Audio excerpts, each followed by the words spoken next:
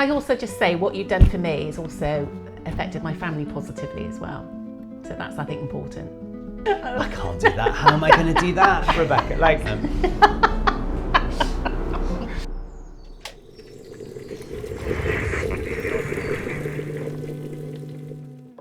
a chat with Jane, because Jane and I have worked together for a few years now, and we originally started working together for an orthopedic issue, and then things have gone on from there, and we've done a variety of different work. The scope of work has increased, and we just thought we would have a chat and discuss about what your experiences were over the course of that time. Yeah. Okay, let's get to it. Okay. I remember I had problems with my left hip. I started to notice it when I was walking up the stairs. I thought, that's a pain I hadn't noticed before. And my dad had just had a hip replacement. So I thought, oh, right, okay, that's my fate. I'm like my dad, I'm probably going to end up with a hip replacement in, a few years. Oh well, never mind, getting old. But then I thought, maybe it's not that. And I think a couple of years before that, I'd had an accident on my push bike and broken a collarbone. So then, me being me, I kind of put those two together and thought, oh, it must be my collarbone, that's out of alignment and it's traveling down to my hip. So, I obviously need a bit of something, a bit of manipulation to put myself back together again. So that's when I started Googling and came across you. And obviously very local to me, so I thought it just made sense to give you a call. And what do you remember about what we did in the first instance, like in terms of how that process started?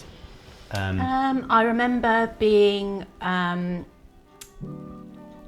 think I remember telling you what was wrong with me. Yeah, I mean. I don't know if you remember. I think I walked in and said, "Oh, hi, I'm Jane. I've got a wonky hip." Yeah. But that's fine, and I mean, we all do that, I'll do that.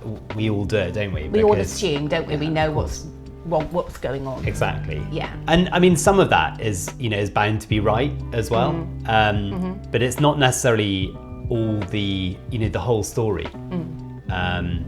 And do you remember kind of how that went? I just remember walking in, and it was a really nice space that you created, very welcoming. So I felt quite relaxed as soon as I walked in, and then I think I said, oh, I broke my collarbone. I think it's affected my hip, and I need you to do whatever you do to make it better. And I was expecting you to really sort of manipulate my body and clicks happening and all this kind of stuff, and then I thought I'd just walk out of there and that was the end of that. New hip. Or if that didn't work, I'd be booked in to have a new hip. Exactly. And do you remember what did happen? What was your experience of what did happen? So I remember you were very confident but calm, and you when I was sort of saying all this, I could tell that you were thinking, slow down, take a breath.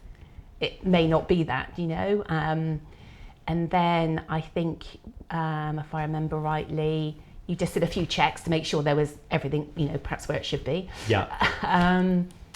And then I think you were asking me some questions, and it was mainly a conversation. Yeah.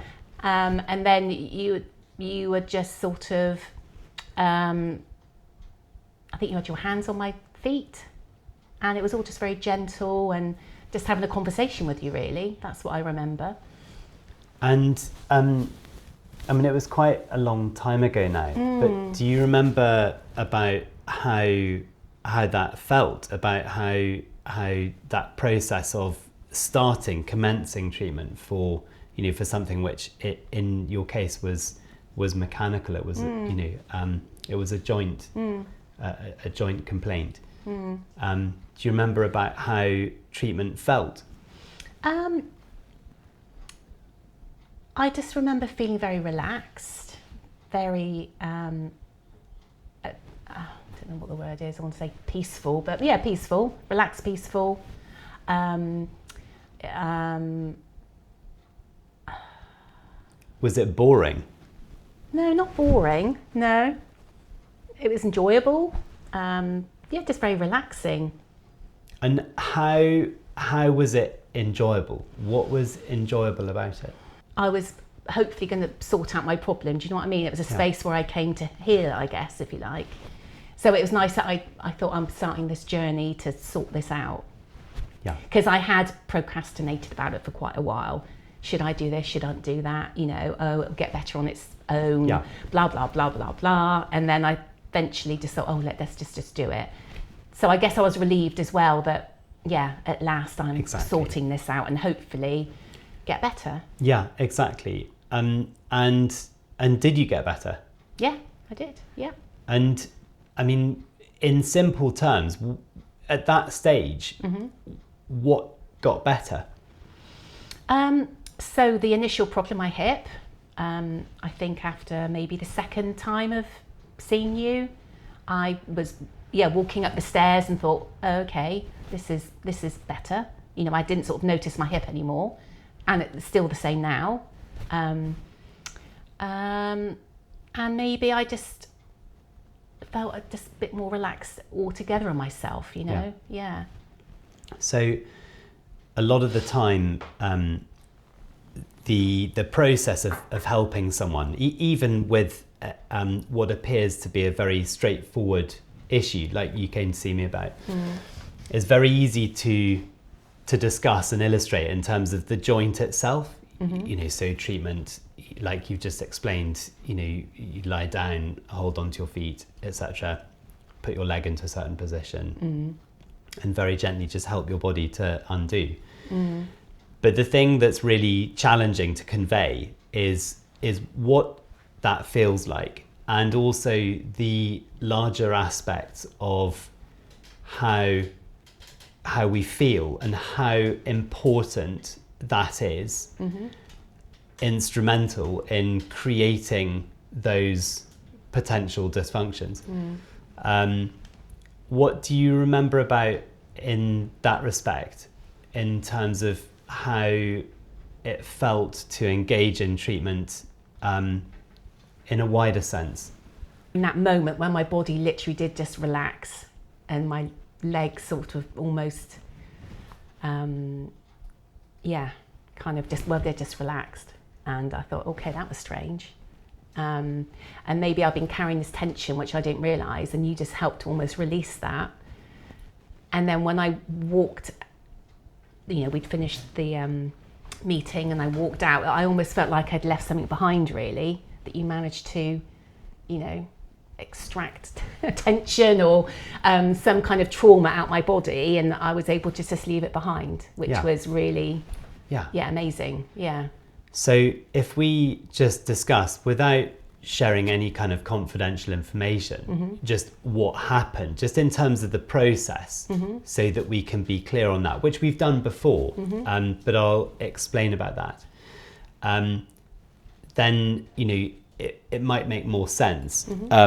And also then we can maybe discuss about what happened kind of with your journey of going through that process afterwards.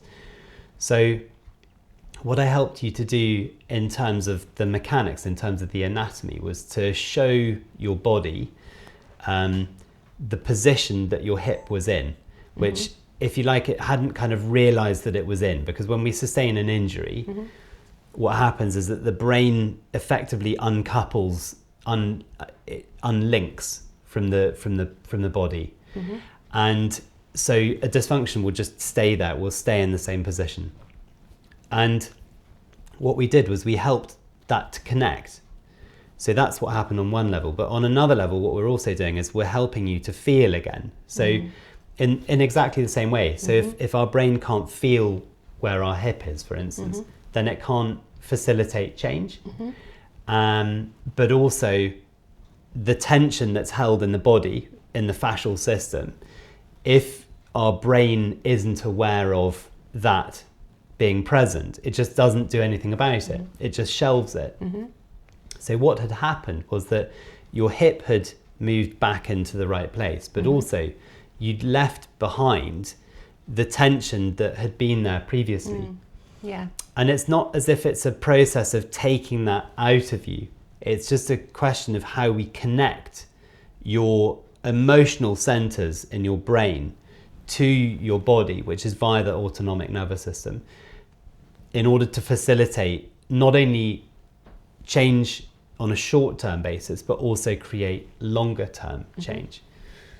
And at that time, I think then, or quite shortly thereafter, your interest was kind of piqued by that, wasn't it? That process of how it was possible to change. And do you remember about what happened next, about the next steps?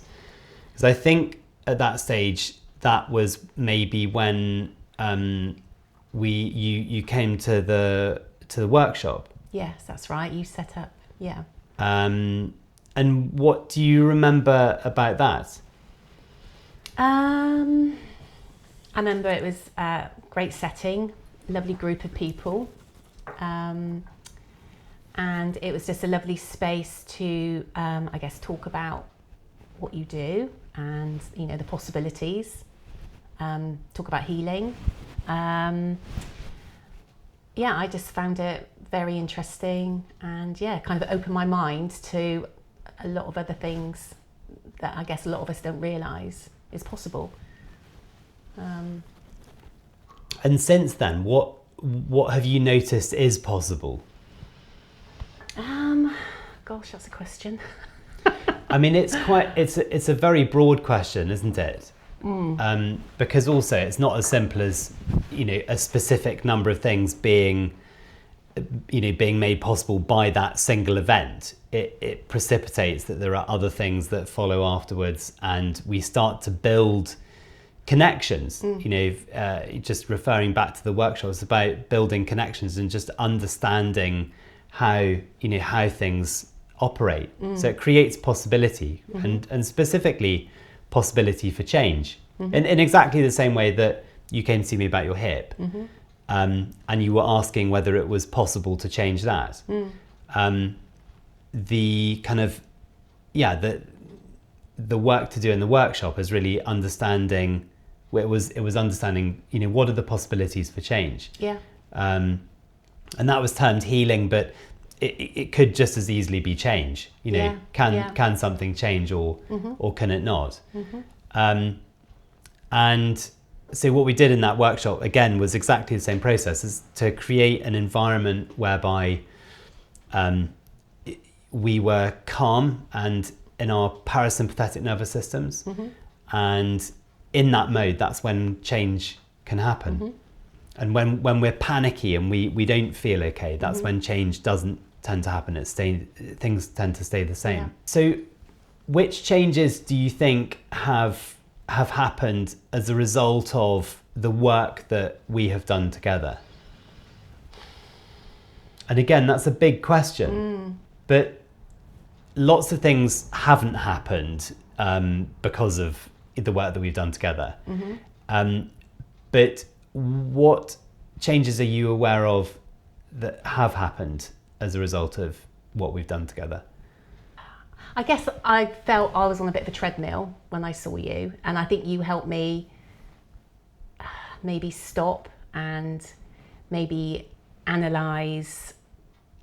Oh gosh, I don't know how to put it into words really. You're already putting it into words. Am I? Yeah. Okay. Cut.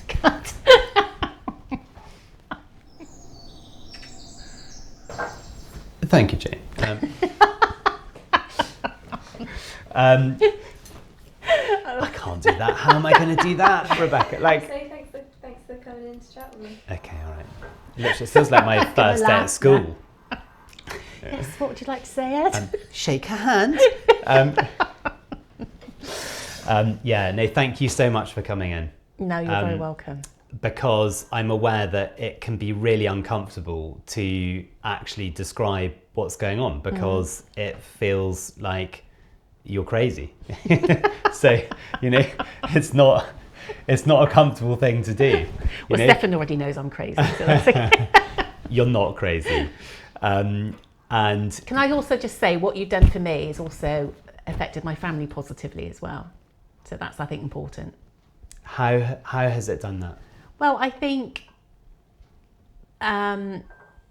it's just maybe because I'm changed, I guess, and maybe, for want of a better word, maybe my frequency has changed in a positive way. I guess that goes out to the rest of the family, doesn't it? And then they sort of change around you. So I think good things, because of maybe what you've done helped with me, I feel good things have happened to my family. I know that probably sounds... No, it doesn't sound anything other than completely I logical. Guess because I'm maybe more aligned, for want of a better word. So it's a question, so if we hugely oversimplify this, it's a question of creating a change so that we go from a position of more negativity to more positivity. And when we are more positive, again, we will feel differently. We will carry a different vibration, and we will create changes around us, because everywhere you go, you'll carry that with you. And since we've been working together, you know, there are changes, you know, some changes which I'm aware of, because you've told me, that have been very positive. Very positive, yeah. With family and with work. Family, with work, yeah. So it's just all... Life just seems, very positive and rosy, I suppose, at the moment, and exciting, you know. I've reached that point in my life where you kind of think life's over at my age. Do you know what I mean? Ready for retirement. But I actually feel, no, this is the start of my life, what I, should be doing now. Yeah. It is. So that sounds really cheesy, but that's kind of how I feel. It's the start of a new chapter. But I've hopefully got another 50 years of doing something, Absolutely. Yeah.